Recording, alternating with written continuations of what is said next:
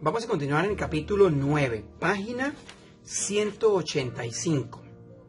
A lo mejor siempre queremos aferrarnos al pasado porque es lo más cierto que tenemos, porque es fácil recordar lo bueno y lo malo. Quizá por eso vivimos presos de lo que dejamos de hacer o de lo que hicimos mal. Los que han muerto no pueden determinar nuestro presente o nuestro futuro, pero los que quedamos insistimos en no romper ese lazo que nos unió y los tomamos como excusa para no seguir adelante. Para olvidarnos de ellos solo existe un recuerdo, una luz perdida que se oculta en algún rincón de nuestro corazón y que brilla de alguna manera en nuestro ser. Todas las cosas que habían sucedido a mi alrededor tenían ese tinte amargo de estar conectadas a mi hermana. Y yo me mantenía inmerso en mi propia lástima para tratar de sobrellevar el dolor que me invadía.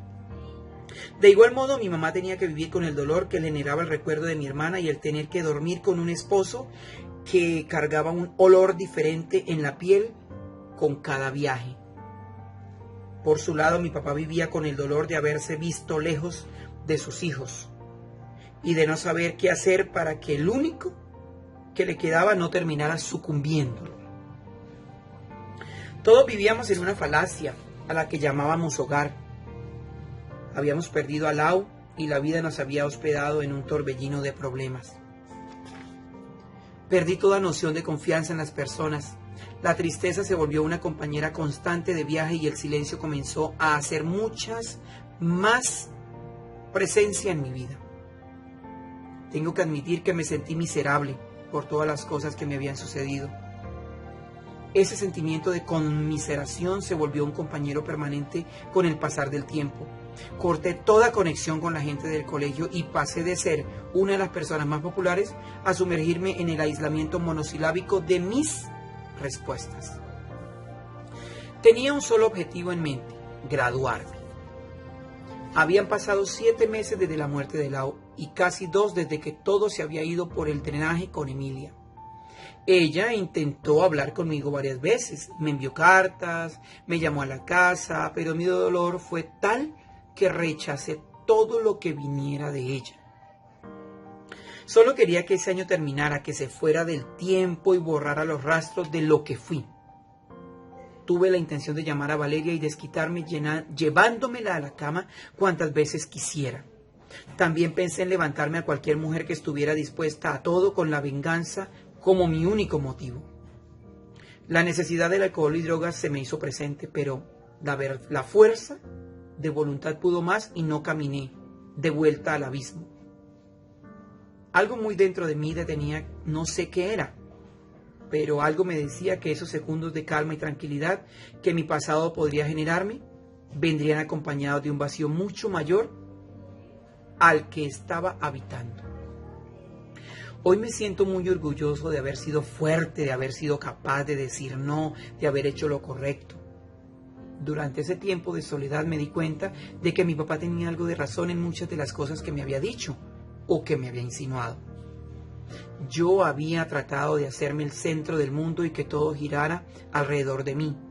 No digo que no tenga culpa en eso, pero la manera en cómo mis papás me criaron hicieron que creyera que podía hacer lo que yo quisiera y que yo era lo más importante y los demás era secundario.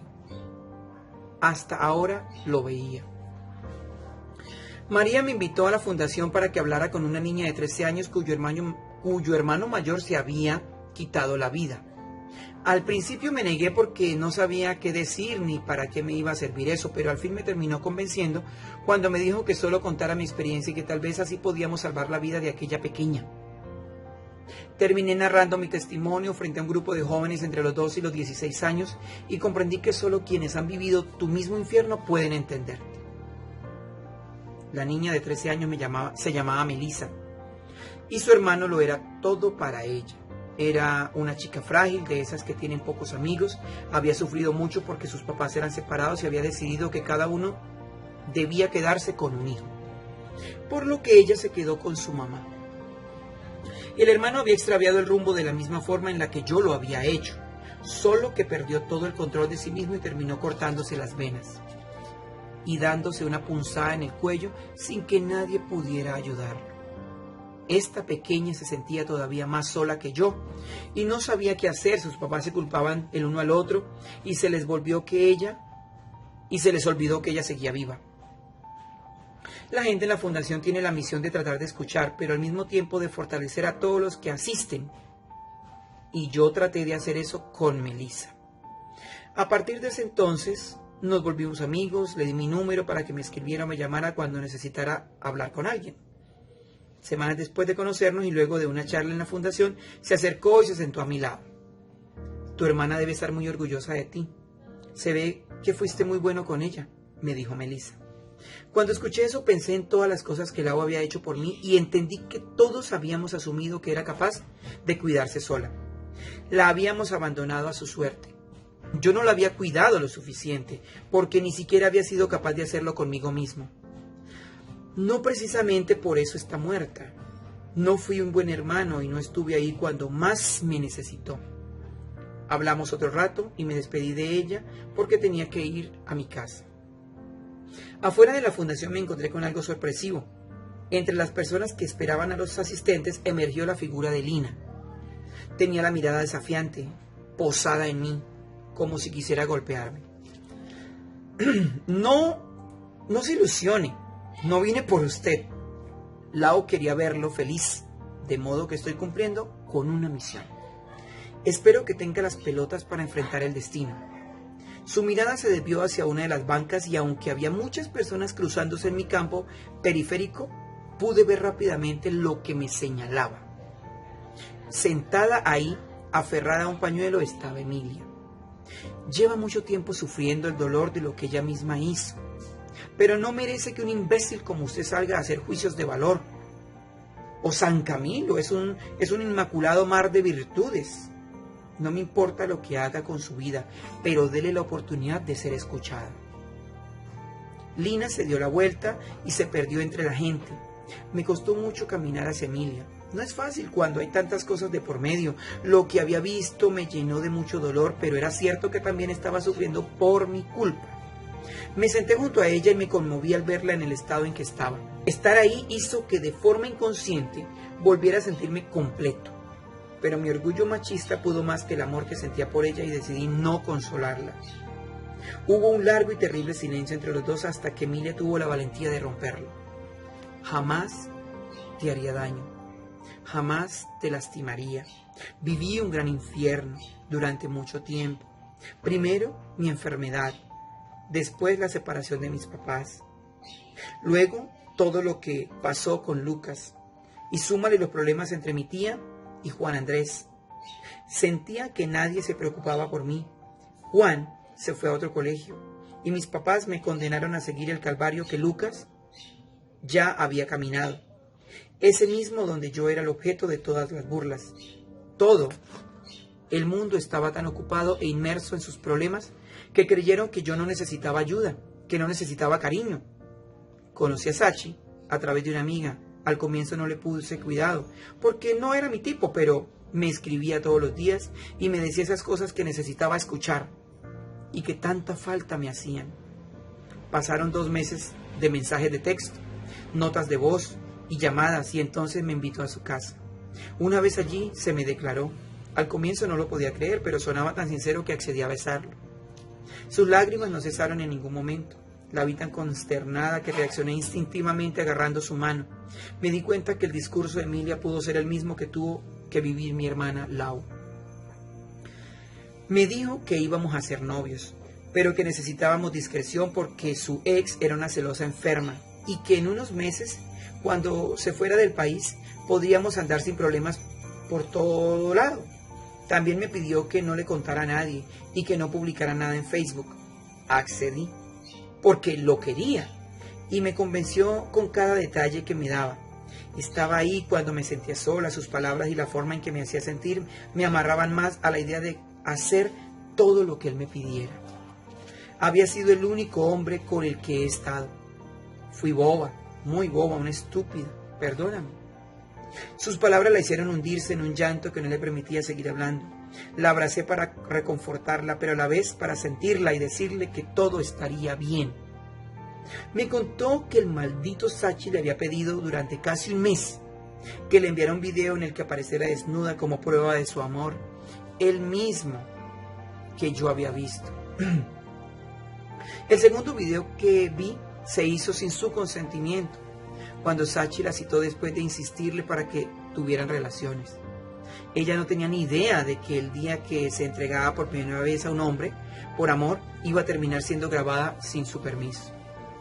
Después vino el vacío cuando Sachi distribuyó y publicó los 2 videos como evidencia para ganar una apuesta que había hecho con sus amigos. Los papás de Emilia se enteraron de todo esto y como consecuencia le prohibieron tener cualquier contacto con las redes sociales, le quitaron su smartphone y le dieron la flecha que tenía ahora. Estuvo en terapia durante casi todo ese tiempo y sin poder salir a fiestas, a cine o a caminar, pues para todo eso necesitaba permisos y la compañía vigilante de alguno de los adultos de su familia. Su llanto se hizo amargo, por lo que más deseaba era que yo me olvidara de todo y la perdonara. Y debo confesar que una parte de mí quería hacerlo, pero la otra volvía a los videos que tanto daño me habían hecho. Lina tenía razón. Yo no era quien que pudiera juzgar y condenar a los actos de Emilia, por lo que decidí iniciar un proceso para perdonarla. No era fácil asimilar y entender lo que sucedía. Cada vez que intentaba olvidarme del asunto, todo se repetía. En mi cabeza, las imágenes llegaban como en una pantalla de cine. No sé por qué nos cuesta tanto entender el significado del perdón. A veces no solo quería que Emilia desapareciera, y otras tantas la necesitaba a mi lado. El recuerdo que rondaba en mi subconsciente, como un niño malcriado, me atacaba en silencio, en especial cuando estábamos juntos. Y entonces allí, como si fuera un demonio, la indiferencia esa que mata a cualquier amor, me poseía y me obligaba a actuar desde el rincón más gélido de mi corazón. Los días pasaron y la relación continuó como un barco a la deriva. No lograba sentirme bien conmigo mismo, no lograba pasar la página y seguir adelante, hasta que un día recordé un ejercicio que me habían enseñado en una terapia y traté de ver todo a través de los ojos de Emilia. Quedé en shock. Entendí que no podía dejarme llevar por la soberbia, que no se trataba de que la perdonara, sino que yo le pidiera perdón por cómo me había comportado. Ella no me había hecho nada malo y ya había pagado por su error. Se había enamorado de Sachi 2 años antes de conocerme, de modo que no me había sido infiel, sino que había hecho lo que creía correcto y él la había engañado sin misericordia. El pasado es una maleta que cargamos, un lastre que arrastramos como si de eso dependiera nuestra vida. Para mí siempre había sido más fácil juzgar y condenar que cuestionarme a mí mismo y preguntarme si lo que se hacía estaba bien o estaba mal.